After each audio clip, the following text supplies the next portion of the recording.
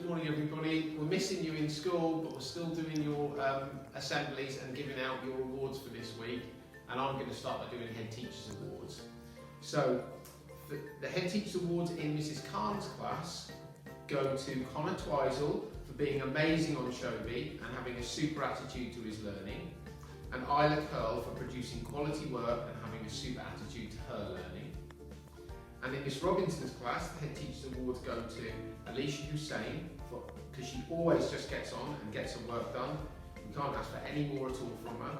And to Isabel Rowe for always working hard and challenging herself. Keep working hard on your online learning next week, everyone. Smarty Pants Award this week goes to Max Humphrey and to Kira Caldani for always completing all of her work online. Handwriting Award this week goes to Elsa Love and Matthew Warner. And lots of children have up-levelled their reading this week, which is fantastic. We have AJ Hipkins, Elsa Love, Sophia Torreson, JJ Fox, Erin Dorkerman, Ollie Brown and Isabel Rowe. Well done everyone!